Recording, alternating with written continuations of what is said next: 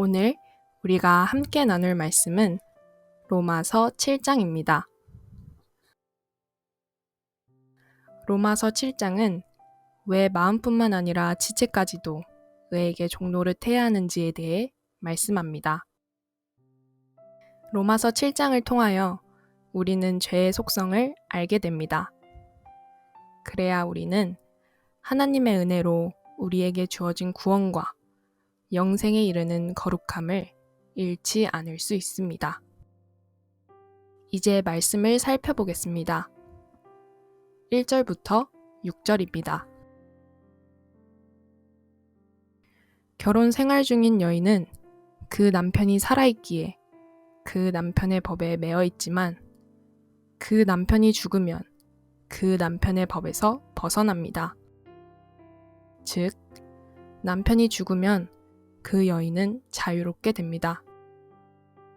그래서 이제 다른 남자와 결혼해도 이 일로 인해 이 여인은 음녀가 될 수 없습니다. 이 비유를 믿음으로 의롭다함을 받은 은혜 아래 사는 사람들에게 하고 있습니다. 이들이 은혜 아래 있기 전에는 율법에 매여 있었지만 이제 십자가에서 죽으신 예수와 함께 장사된 사람은 그의 살아나심으로 인해 율법에 대해 죽어 율법으로부터 자유롭게 되었고 그래서 예수 그리스도로 인한 은혜의 법 아래서 새로운 삶을 살게 되었다는 것입니다. 그래서 이 사람들은 이제 하나님을 위하여 열매 맺는 삶을 삽니다. 율법에 매여 있었을 때 우리는 율법으로 말미암는 죄의 정욕으로 인해 사망의 열매를 맺었습니다.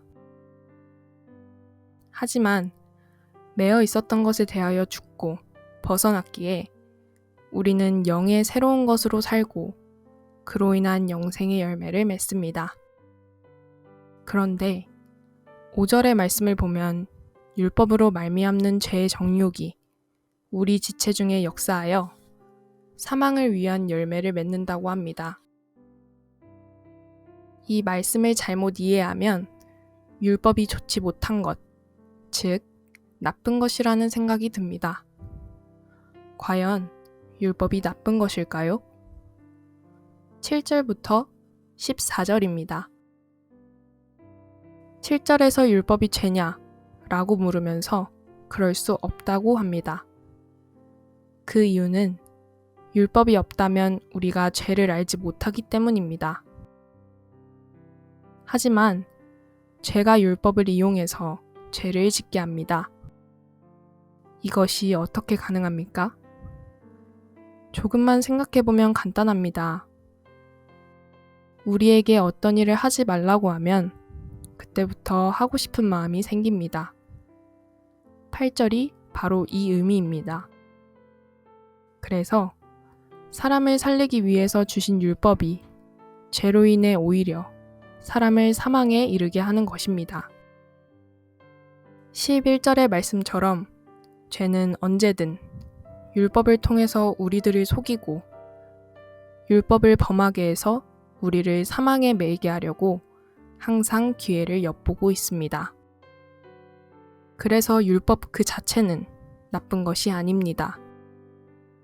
율법도 계명도 거룩하고 의로우며 선하다고 말씀합니다. 그러나 선하고 신령한 율법에도 육신에 있는 우리는 죄 아래 팔리게 된 것입니다. 이 죄가 우리에게 어떤 일을 행하고 있습니까?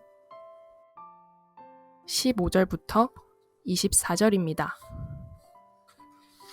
15절을 보면 자신이 행하는 것을 알지 못한다고 합니다. 그리고 자신이 미워하는 것을 행한다고 합니다. 왜 자신이 싫어하는 일을 자신도 모른 채 행하게 될까요? 17절부터 20절입니다. 이 말씀들을 보니 바로 우리 자신의 육신에 있는 죄 때문에 그렇다는 것을 알 수 있습니다. 기억하십시오. 이 죄는 우리 마음속에 있는 것이 아닙니다. 죄는 우리 육신에 있습니다. 그래서 바울이 다음과 같이 말합니다. 21절부터 24절입니다. 선을 행하기 원하는 자신에게 악이 함께 있다는 것입니다. 자신의 속사람은 하나님의 법을 즐거워하지만 자신의 지체에는 한 다른 법이 있어 자신의 마음의 법과 싸우며 자신의 지체 속에 있는 죄의 법이 자신을 사로잡는다는 것입니다. 이것이 바로 바울의 깨달음입니다. 이런 자신을 보면서 바울은 이렇게 말합니다. 24절입니다. 오호라, 나는 공고한 사람이로다. 이 사망의 몸에서 누가 나를 건져내랴. 이런 상태에 있는 자신을 누군가 건져주기를 진심으로 원합니다.